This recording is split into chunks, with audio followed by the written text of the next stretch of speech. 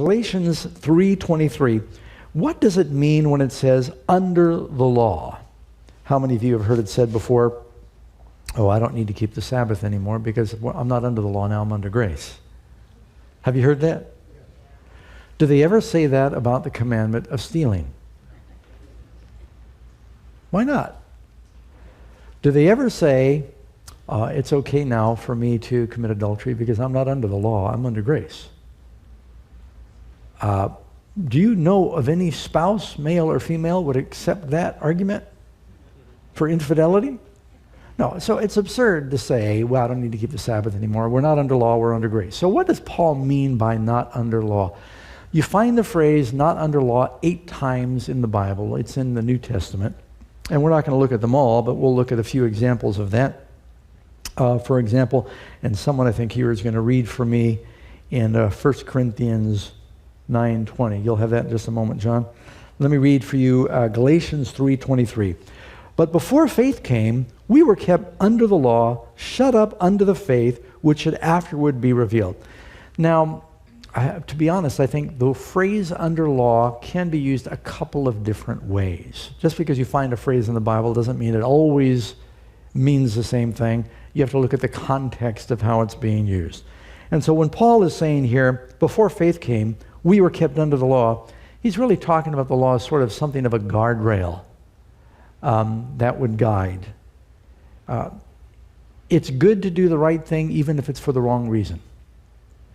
And God gave the law. Why does it say the commandment came because of disobedience? And so God gives the law because it's important for us to be law-abiding. Sometimes a person might do the right thing and not understand why they're doing the right thing until later. Do we teach our children sometimes, to pray on a regular basis and read their Bibles every day and to always clean the room? And there's a lot of things you teach them, and sometimes it's years before they finally say, now I see why they taught me that. And so we keep them under law. We have rules for their good. You want them to finally get it and do it because it is the right thing. And so God did that with his people, with his children. Romans 3:19. Now we know whatever the law says, it says to those who are under the law, that every mouth might be stopped and that all the world might become guilty before God. Therefore, by the deeds of the law, no flesh will be justified in his sight, for by the law is the knowledge of sin. God gave the law also so people would know what was right or wrong. Romans 6:13. Do not present your members as instruments of unrighteousness to sin, but present yourselves to God as being alive from the dead, and your instruments as righteousness to God. For sin shall not have dominion over you, for you are not under the law, but under grace. Now, what is the greater power to obey?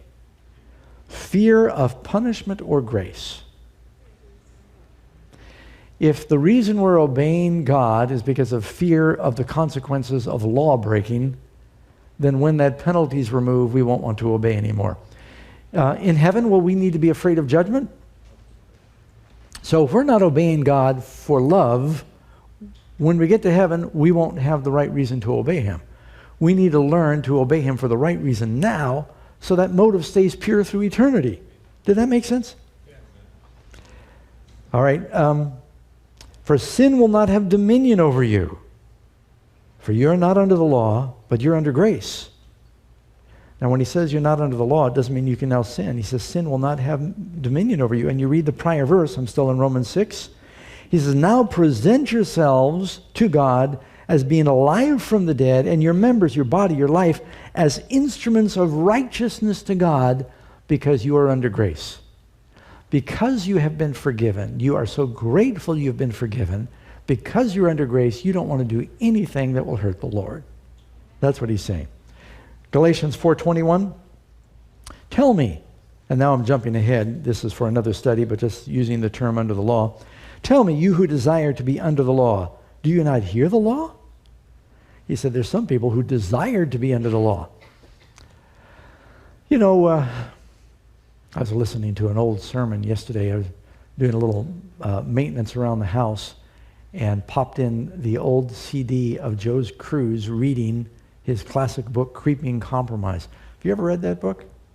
If you've not read that book, you should at least get the CD and listen to it. I think you'd probably get it on Jump Drive.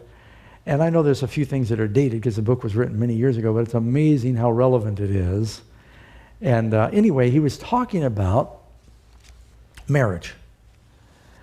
And Joe was illustrating, he said, when people start complaining about the law and the rules of being a Christian, it kind of makes him chuckle because he said, I performed a lot of weddings, and when I've got the bride and the groom before, he said, it's one of the most restrictive covenants that you can make. He said, but they're not unhappy, they're happy. At least normally they're happy. If they're not happy on their wedding day, you got problems coming later, right? It's like a shotgun wedding or something. He said, but that guy's sitting there, he's smiling, and he says, do you take this woman? And when he says, I do, he just gave her 50% of his property. And he's still smiling. And he now can no longer date any other girls. Talk about the restrictions. Why is he smiling? And when she says, I do, the same restrictions. And you're promising sickness and health and love through all these trials, and the covenant of marriage is very restrictive. But why are they smiling? Because when you love, you are happy to obey. People who are chafing under obedience are trying to obey because they see it as a law instead of love and grace. When they know that God has loved them and forgiven them and that they are saved by grace, they want to obey because they love God. The law as our guard. This is the next section. Or the law as our guardrail.